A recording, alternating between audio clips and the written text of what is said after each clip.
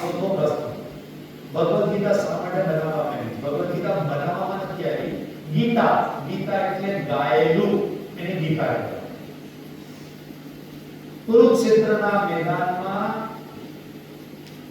અર્જુન જ્યારે યુદ્ધમાંથી ભાગી જવા માંગતો હતો ત્યારે ભગવાને ઉપદેશ રૂપે જે વાક્યો કીધા એ ગીતના રૂપમાં કીધા, એટલે અનુષ્ટુપ છંદ, છંદના રૂપમાં કીધા, અને એટલા માટે ગીત બની ગયું. સંગીત, ગીત, સંગીત, ગીત બની ગયું અને એનું નામ પડ્યું ગીતા. અને ભગવાને ગાયું એટલે એનું નામ પડ્યું ભગવદ ગીતા. અને શ્રીમદ એટલે શ્રી યુક્ત, કૃષ્ણ ભગવાન કેવા છે? શ્રી કૃષ્ણ, બરાબર? શ્રી યુક્ત એટલે એમને ગાયેલી ગીતાનું નામ પડ્યું શ્રીમદ ભગવદ ગીતા. એટલે ગાયેલું છે અને વેદવ્યાસજીએ એને ધ્યાનસ્થ અવસ્થામાં ઉતારી દીધું. જ્યારે ભગવાને ગીતા કીધી ને ત્યારે તો બંને વચ્ચેનો વાર્તાલાપ પૂરો થઈ ગયો, યુદ્ધ ચાલુ થયું. એમાં કોઈ લખી નથી દીધું. યુદ્ધમાં તો લખાય નહીં ને, જરૂર કાપી નાખે. તમે લખવા બેસો, તલવાર હાથમાં હોય ને તમારે લડવા માટે તૈયાર રહેવું પડે. પછી ધ્યાનસ્થ અવસ્થામાં ભગવાન વેદવ્યાસજી ગયા અને એમને આખું મહાભારત સૂઝ્યું. તમે આજે ભણ્યા હો, તમે ધ્યાનમાં જાઓ કાલે સવારે, તો તમને તમારે યાદ કરવું હોય તો યાદ આવે કે નહીં? એને ધ્યાનસ્થ અવસ્થા. તો આ તો તમને એક દિવસ પહેલાનું, 2 દિવસ પહેલાનું યાદ આવે. પણ આ બધા તો ઋષિ મુનિઓ હતા, એમને તો કેટલા યુગ પહેલાનું યાદ આવે. ભગવાન કૃપા કરી એ યાદ આવે. તમને પણ પરીક્ષામાં તમને યાદ ક્યારે આવે?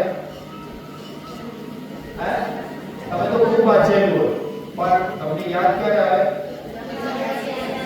હે?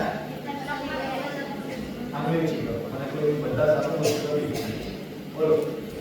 આ બધા ચૂપ. આંગળી ચીકરી બેઠા બેઠા બોલો. ક્યારે યાદ આવે? પેપર લખવા બેસો તો બધું જ યાદ આવી જાય છે.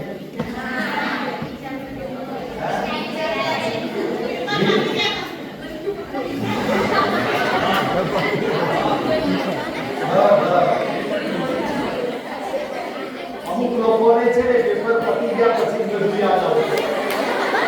હવે આ લખવાનું છે. એનો અર્થ શું થયો? એનો અર્થ શું થયો કે જ્યારે તમારે યાદ કરવું હતું ત્યારે યાદ નહીં આવ્યું અને પછી યાદ આવ્યું. તો પરીક્ષામાં તો તમારે યાદ કરવું હતું પણ યાદ નહીં આવ્યું. એનો અર્થ શું થયો?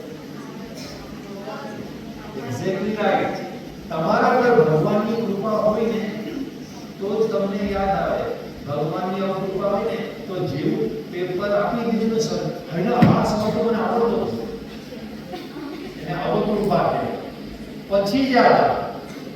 પછી યાદ આવે એનો અર્થ ખરો નહીં. એટલે આપણને અહીંયા ઘડી યાદ પણ આવે ને તે ભગવાનની કૃપા. એટલે વેદવ્યાસજી પર ભગવાનની કૃપા છે અને એને ભગવદ ગીતા યાદ આવી.